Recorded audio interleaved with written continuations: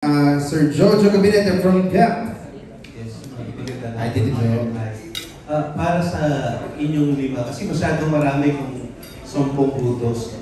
Ano yung tigda-2 putos na sinusunod nyo para sa mga sarili ninyo? Pwede bang yung, hello, Happy New Year, Jojo. Baka mas madaling sagutin yung hindi sinusunod. Pwede rin, tagdan mo. Kasi sinusunod eh. Ang hirap magyabang ng sinusunod. Oo nga eh. Sinusubukan sunodin. Hindi ako, ang automatic sa akin po, yung of course, yung their way of pwede. Eto, yung honor your mother. Hindi mo pala kabisado? Hindi. Kaya nga ako yung subject dito eh. Yung honor your mother and father. Well, kasi, of course, nanay ko lang kasi parent yung mama ko. So, I try my best to be a good son or a fair son for my mom. Only child pa ako. Yan po. Tapos, hindi ko rin kabisado talaga eh, sa totoo lang. May kodi ko ako eh. Ito. Huwag kang makikiapid yung mga ganyan.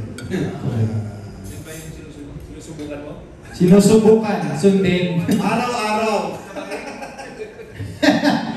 Siyempre, thou shalt not kill. Matik perfect ako dun. Hoy, teka. Natutunan ko nung high school. Ang pagjajakol daw, nilalabag mo yung thou shalt not kill. Kasi buhay yun. Saka thou shall not lie. Kasi pagkabas mo na siyang sinasabi mo naligo ka eh.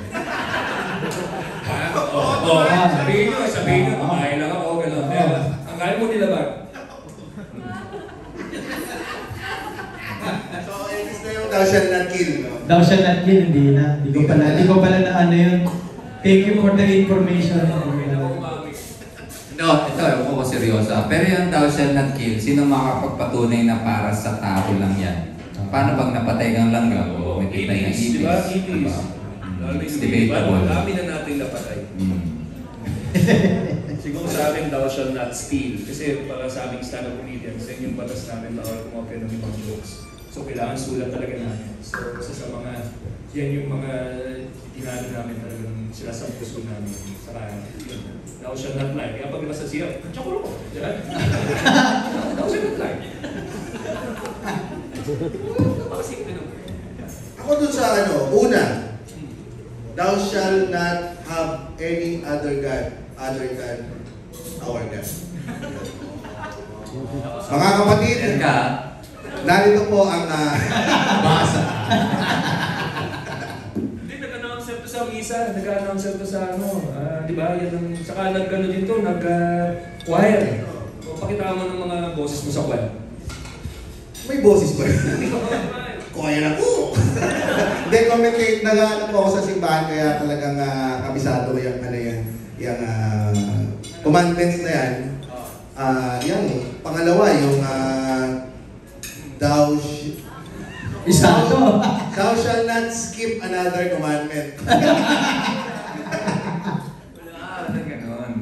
May thou shall not lie ba? Meron. Ha? Meron nga? Wala. Thou shall not bear false witness. Yun yung thou shall not lie. Ay, oo nga, namang galing. Yung tema ng pelikula natin, hindi natin alam. Thou shall not, thou shall not Kung mag-invento ka ng yung thou shall not thou shall not steal your neighbor's wife. Minute ako ng mic ko. Kasi baka apektado yung sound tech eh. Iyon, yung thou shall not covet your neighbor's wife. Tama ba yun? Yes. Huwag kang makiapid. Alam niyo mga brothers and sisters, kaya nga ginawa ni Jesus nung lumabas si Jesus sa New Testament, dalawa na lang ang testament natin, mga kapatid. Ito yung thou shall love. Ay talaga? Thou shall love. Ayun, parang don't do unto others. Basta ganun. Dalawa na lang. Tsaka thou shall not something. Ano? Basta dalawa na lang yun. sa pagmamahal ng kapwa-tao at pagmamahal sa sarili. Everything else will follow kasi. Yes. Ganda nun ah. Okay. Ang simple ng tanong, ang gulo ng mga sagot. Ano? Mali pa rin sa pupunas, dapat dalawa.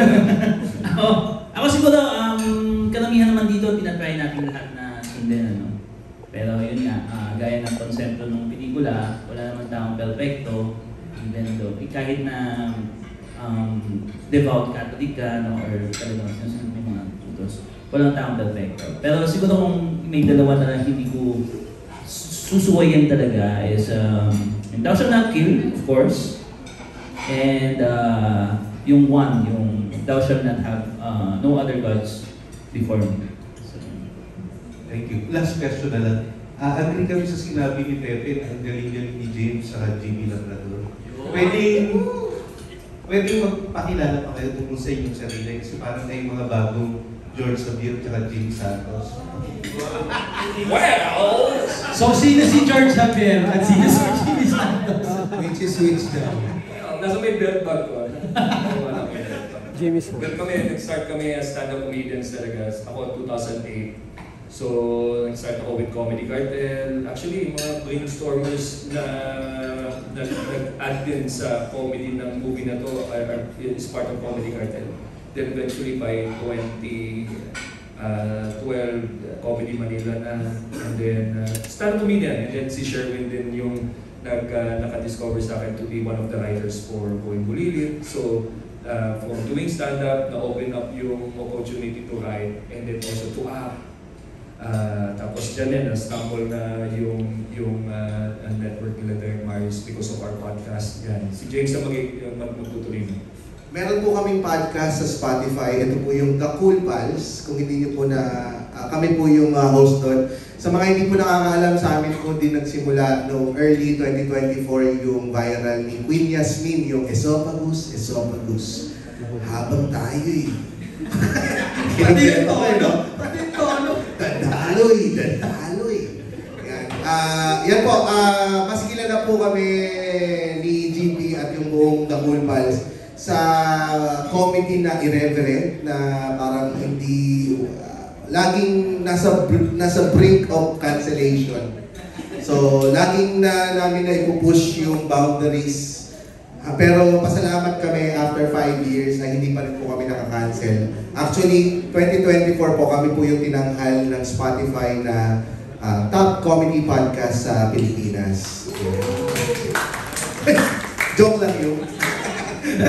Ako, share ko lang po. Na-meet ko sila, unang best ko na-meet si James. Pero kilala ko na si GB. Kasi nung nag-audition kami sa The Funny One dati. Tapos doon ko nalaman na madami palang nagsa-stand-up comedy sa Pilipinas. Tapos medyo parang believe kagad ako kasi doon sa The Funny One po, parang ang isi-showcase niya is you create your own material. Nung kasama namin si TJ doon din kami unang nakakala ni TJ. Yun ang gusto ko sabihin, kaya mataas yung respeto ko sa kanila. Kasi nung sinalang kami ni TJ, naalala ko magka-dressing room kami ni TJ, nakapulupot kami kasi hindi namin alam kung paano ba magsusulat. Ang hirap i-judge kung nakakatawa yung sinulat mo, yung sarili mong sinulat. Doon pala ang hirap na eh. What more papakita? Magkakaroon ka pa ba ng lakas ipakita sa tao yun? Yun yung mahirap na parte. Kaya nung nakilala ko sila, meron ako, ito pala yung mga stand-up comedian, nakakabilib. Kaya ngayon, di ba, nakaka-relate kayo, yung lumalabas dun sa bibig nila po naturally nakakatawa na. That's 10,000 hours of hard work and expertise. Yes. Saka yung Funny One ay brainchild po ni Sherwin Benvenida. Yung writer din po ng pelikula to. So kaya yung sinasabi ko kanina, ever since talaga, sobrang supportive ni Sherwin sa mga young and upcoming stand-up comedians and writers na kami niyang projects to help us grow sa comedy scene sa Pilipinas. Tapos yung nanalo ng Funny One si Ryan Rems, si Rock and Roll to World. Ayan. Kasama din sa pelikula na to. May surprise, siya. Hindi na surprise, no? Sabi ni Pepe direct eh. Ako na nag-spoil na yun. Ang iksi na nga lang, sinabi mo pa. Wala na. Ikaw pala eh. At binilungan mo rin bago magsalita. Pero sir, si GB, nag-TV, nagkasama na kami sa TV noong 20... John and Martian. Tito ko siya sa John and Martian. Tapos, hindi ko pa alam na stand-up comedian siya. Pero, drawn na ako sa kanya dahil feeling ko nakakatawa siya, hindi pa siya nagsasalita. Kasi at first glance, sinabi ko to sa podcast eh. Sorry sa sensitivity. Ginudge mo yung itsura eh. Warning sa sensitivity. So, kasi natutuwa ako sa ano eh. Okay, backgrounder lang. Kami ni Marius, nag-aaral kami sa isang school na integrated. Ibig sabihin, kasama po namin yung mga special child. Kaya minsan, hindi na namin alam, baka kami din special. Baka, special kaya sila, wala tayo special. Actually, si Marius, autistic po ang tingin sa akin. So, ganun po yung friendship namin. Tapos si GB, akala ko talaga may autism siya. O yung parang ano yung tawag? Asperger's ba yun? Yung parang ganun yung itsura niya, yung... Genius. Oo, parang siyang ganun. Tapos nakakatawa siya that way. Kasi ako Dati? Ha? Dati. Oo, tas yung mga hirit niya, parang feeling ko, isang genius na special child ang hihirit. Kinuha niya yung may pusa na, ano tawag doon? Yung taxidermy. Nakakatakot na naka-preserve na pusa. Tapos ginamit niyang pang-adlib. Tapos parang nilalambing niya yung kadiring pusa. Nakakatawa kasi siya for me na something I think a special child would do.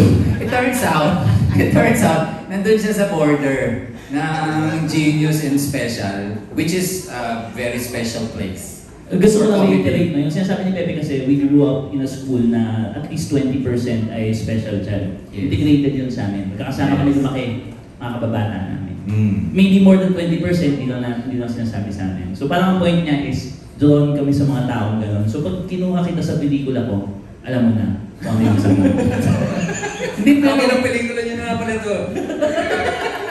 Hindi, pero that is a compliment that I will cherish. Kasi magaling to mga to, Rock of Ages pa lang, alam nyo na meron talaga. Teatro kasi.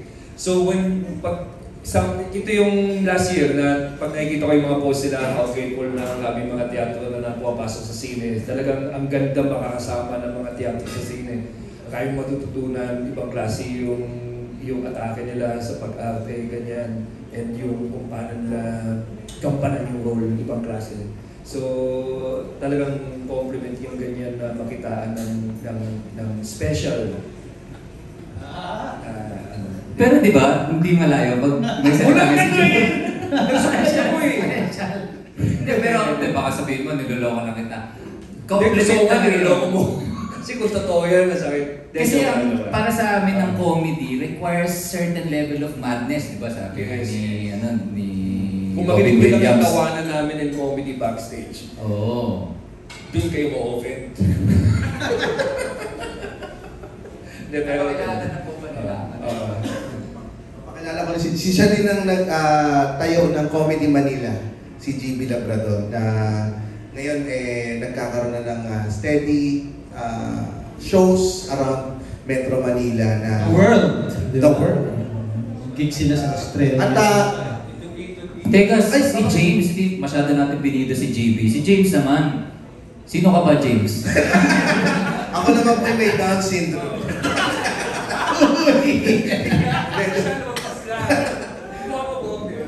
Hindi, nakilala ko si James sa common friend namin, si Anina. Sinasabi ni Anina Rubio, magaling na visual artist. Sikat din to si Anina Rubio. Sobrang nakakatawa raw si James, pero hindi ko pa siya kilala. Tapos nakita ko yung picture, okay, sige. Hindi, parang pwede, nakakatawa. Hindi mo na makikita kagad sa mukha eh.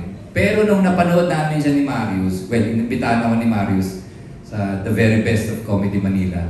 Siya yung last. Tapos sinasabi nila rin, ayaw nila talagang sumunod kay James. Gusto nila si James yung last. So bakit ganun? Siya ba yung pinakamagaling sa inyo? Kaya gusto niyo siya yung last?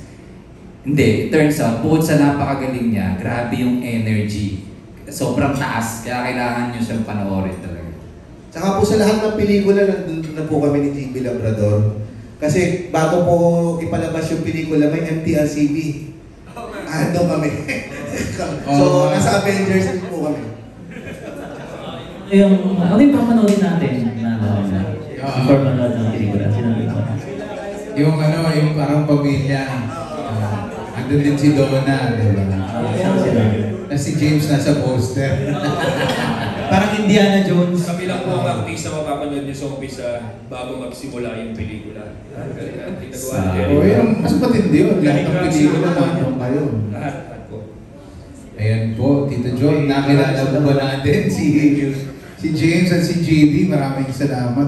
Nakakatawa naman. Actually, nakakatawa po pag